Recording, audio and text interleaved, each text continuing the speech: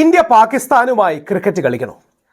പാകിസ്ഥാനിലേക്ക് Indian team പോകുന്നതിന്റെ കാര്യം ഒരു വിവാദത്തിൽ നിൽക്കുകയാണ്. ഞാൻ വെറുതെ വാർത്തകൾ നോക്കുകയായിരുന്നു. അപ്പോൾ അതിൽ കാണിക്കുന്നത് ചാമ്പ്യൻസ് ട്രോഫി 2025 ഇന്ത്യ പാകിസ്ഥാനിലേക്ക് പോകണോ വേണ്ടയോ എന്ന് തീരുമാനം ഇതുവരെ എടുത്തിട്ടില്ല. അത് ഗവൺമെന്റ് തീരുമാനിക്കും എന്നുള്ളതാണ്.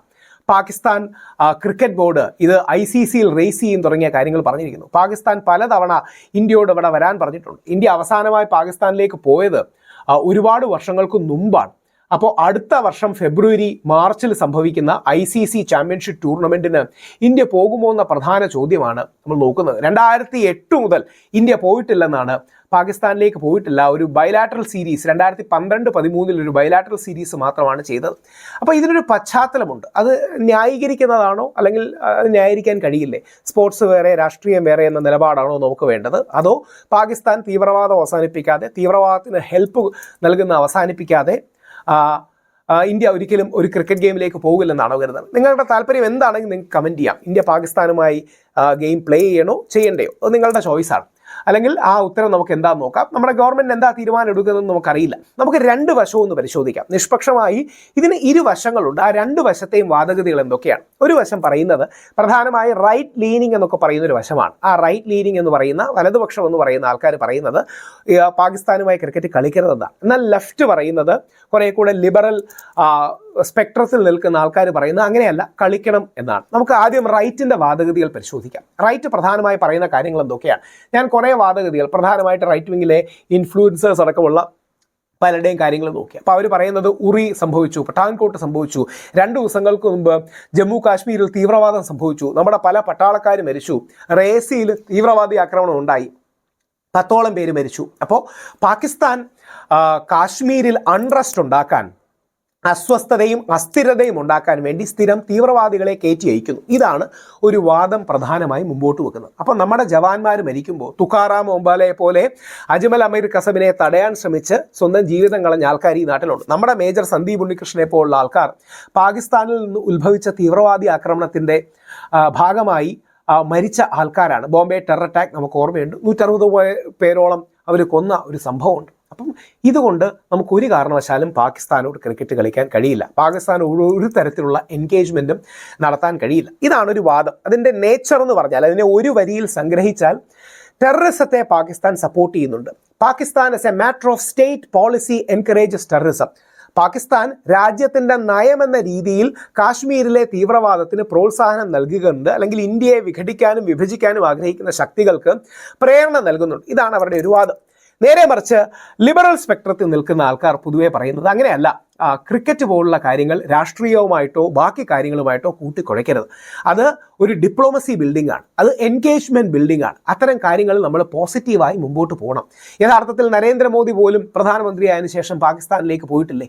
അപ്പോൾ എന്തുകൊണ്ടാണ് നമ്മൾ പോകണ്ട എന്ന് പറയുന്നതിൻ്റെ റാഷണൽ എന്താണ്? ശരിയാണ്, നമ്മുടെ അജ്മൽ അമീർ കസബ് അടക്കമുള്ള ഏറ്റവും എന്താ പറയണേ മനുഷ്യഹീനമായ തീവ്രവാദികൾ വന്ന് കുഞ്ഞുങ്ങളെ അടക്കം വെറുതെ വെടിവെച്ച് കൊല്ലുകയാണ്. വെറുതെ കാണുന്നവരെ എല്ലാം ഈ കമ്പ്യൂട്ടർ ഗെയിം കളിക്കുന്ന ലാഘവത്തോട് വെടിവെച്ച് കൊല്ലുകയാണ്. പക്ഷേ അതിനുശേഷം പോലും പ്രധാനമന്ത്രി ശ്രീ നരേന്ദ്രമോദി പാകിസ്ഥാനിലേക്ക് പോയില്ലേ? നവാസ് ഷെരീഫോട് നല്ല ബന്ധമായില്ലേ? നവാസ് ഷെരീഫിൻ്റെ അമ്മയ്ക്ക് അദ്ദേഹം നമ്മുടെ നാട്ടിൽ നിന്നൊരു പ്രത്യേക അവരുടെ ദുപ്പട്ട സാരി പോലത്തെ ഒരു കാര്യം മേടിച്ചു കൊടുത്തില്ലേ?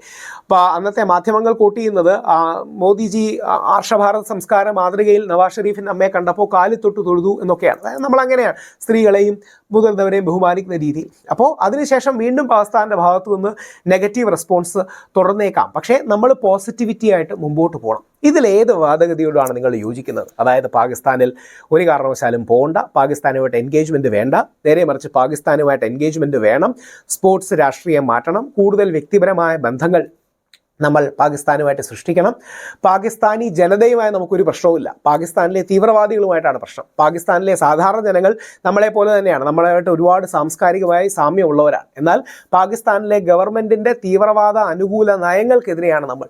ഈ രണ്ട് വാദഗതികളാണ് നിൽക്കുന്നത്. ഇത് ഇവാലുവേറ്റ് ചെയ്യാൻ വളരെ ബുദ്ധിമുട്ടാണ്. ഗവൺമെൻറ്റും വളരെ ആലോചിച്ചാണ് ഒരു തീരുമാനം എടുക്കേണ്ടത്. കാരണം ഒന്ന്, security of our players is very important. ദൗർഭാഗ്യവശാൽ എന്തെങ്കിലും ഒരു ആക്രമണം വല്ലതും ഇവിടെ ഉണ്ടായാൽ അത് വലിയ വലിയ പ്രത്യാഘാതങ്ങൾക്ക് വഴിതെളിക്കും. അതായത് ഒരിക്കൽ ശ്രീലങ്കൻ ടീം പാകിസ്ഥാനിൽ ഇതേപോലെ ചെന്നപ്പോൾ ഒരു ടെറർ അറ്റാക്ക് പോലത്തുള്ള അതിനോട് സമാനമായ ഒരു സംഭവം ഉണ്ടായി. പാകിസ്ഥാനിലെ ചില തീവ്ര എലിമെൻറ്റ്സ് ഇന്ത്യക്കാരാണ് ഇതിന് പിന്നിലെന്നൊക്കെ പറഞ്ഞു. അതൊക്കെ വെറുതെയാണ്, ചുമ്മാ പറയുന്നതാണ്. പാകിസ്ഥാനിൽ ഇതേപോലെ കുറേ ക്രേസി ക്രാക്ക്പോട്ട് കോൺസ്പിറസി തിയറിസ്റ്റ് ഉണ്ട്, ഗൂഢാലോചന സിദ്ധാന്തമുള്ളവർ. അവർ പറഞ്ഞു വരുന്നത് മാത്രമാണ്. പക്ഷേ പാകിസ്ഥാനിലേക്ക് പോകുമ്പോൾ safety and security is paramount. അത് തീർച്ചയായും വേണം.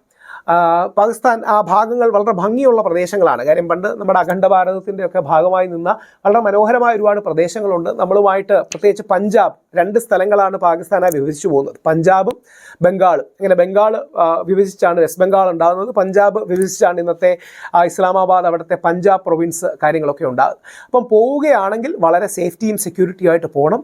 പിന്നെ ആത്യന്തികമായി എൻ്റെ ഒരു നിലപാട് പറയുകയാണെങ്കിൽ കൂടുതൽ ഈ ടെററും സെക്യൂരിറ്റി എല്ലാം വിഷയങ്ങളാണ്, നമ്മൾ അന്താരാഷ്ട്ര തലത്തിൽ ഉയർത്തണം. പക്ഷേ ക്രിക്കറ്റ് പോലുള്ള കാര്യങ്ങളിൽ കൂടുതൽ നമുക്ക് എൻഗേജ് ചെയ്യാൻ കഴിയണം. കാരണം തീവ്രവാദത്തിൻ്റെ പ്രശ്നങ്ങളുണ്ടെങ്കിലും പാകിസ്ഥാനോട് നമ്മൾ വേൾഡ് കപ്പ് അടക്കമുള്ള പലതിലും നമ്മൾ കളിക്കുന്നുണ്ടായിരുന്നല്ലോ. അപ്പം അത്തരം കാര്യങ്ങളൊന്നും അതിന് പ്രതിബന്ധമായില്ല. അതുകൊണ്ട് ഒരു പോസിറ്റീവ് അപ്രോച്ച് വേണം. പാകിസ്ഥാൻ റിഫോംഡ് ആകുമെന്ന് നമുക്ക് പ്രതീക്ഷിക്കാം. പാകിസ്ഥാനിൽ ഒരുപാട് പ്രശ്നങ്ങളുണ്ട്. പാകിസ്ഥാന് 4-5 പ്രവിശ്യകളാണ്. അവർക്ക് ഒരുമിച്ച് നിൽക്കാൻ ഇന്ത്യ എന്ന പൊതുശത്രു വേണം. അവിടെ ISI ആണ്, അല്ലെങ്കിൽ ആർമിയും ISIയുമാണ് പലപ്പോഴും റൂൾ ചെയ്യുന്നത്. പാകിസ്ഥാനെക്കുറിച്ച് ഇൻ്റർനാഷണൽ ഡിപ്ലോമാറ്റിക് സർക്കിൾസിൽ ഒരു രസകരമായ കമൻ്റ് ഉണ്ട്. അതായത് ബാക്കി എല്ലാ രാജ്യങ്ങൾക്കും ഒരു ആർമിയുണ്ട്, പാകിസ്ഥാനിൽ ആർമിക്ക് ഒരു രാജ്യമുണ്ട് എന്ന്. Every other nation has an army, in Pakistan army has A nation എന്ന് പറയുന്നത്. അപ്പോൾ ആ രീതിയിൽ ഇഷ്യൂസ് ഉണ്ട്. അപ്പോൾ ഗവൺമെൻറ്റിൻ്റെ തീരുമാനം നാളെ വരുമെന്നാണ്, അല്ലെങ്കിൽ 2 ദിവസങ്ങൾക്കുള്ളിൽ വരുമെന്നാണ് പറയുന്നത്. ഗവൺമെൻറ് വളരെ ആലോചിച്ച് തീരുമാനിക്കട്ടെ. അഥവാ പോവുകയാണെങ്കിൽ സെക്യൂരിറ്റി വളരെ ഇമ്പോർട്ടൻ്റ് ആണ്. ലോകതലത്തിൽ പാകിസ്ഥാനിലെ തീവ്രവാദ എലിമെൻസിനെ ഡൈല്യൂട്ട് ചെയ്യാൻ, അല്ലെങ്കിൽ തീവ്രവാദ എലിമെൻസിനെ ബാക്കിലോട്ട് പോകാനും അവിടുത്തെ മിതവാദികളെ ശക്തിപ്പെടുത്താനും മോഡറേറ്റ്സിനെ ശക്തിപ്പെടുത്താനും ഒക്കെ നമുക്ക് കഴിയണം. അത് നമ്മുടെയും പാകിസ്ഥാൻ്റെയും ലോകത്തിൻ്റെയും താല്പര്യത്തിലാണ്. ഇന്ത്യയും പാകിസ്ഥാനും നമ്മുടെ നെയ്ബേഴ്സാണ്, നമ്മുടെ സഹോദര രാഷ്ട്രമായിരുന്നു, നമ്മൾ ഒരുമിച്ചുള്ള രാജ്യമായിരുന്നു നൂറ്റാണ്ടുകൾ. അപ്പോൾ അവരുമായിട്ട് നല്ല ബന്ധം ഉണ്ടാകട്ടെ, പ്രശ്നങ്ങളില്ലാതാകട്ടെ, ജമ്മു കാശ്മീർ അടക്കമുള്ള വിഷയങ്ങൾ സോൾവ് ആകട്ടെ എന്ന് പ്രതീക്ഷിക്കുന്നു, പ്രാർത്ഥിക്കുന്നു. പാകിസ്ഥാന് സമാധാനം ഉണ്ടാകട്ടെ, ഇന്ത്യക്ക് സമാധാനം ഉണ്ടാകട്ടെ. ജയ് ഹിന്ദ്.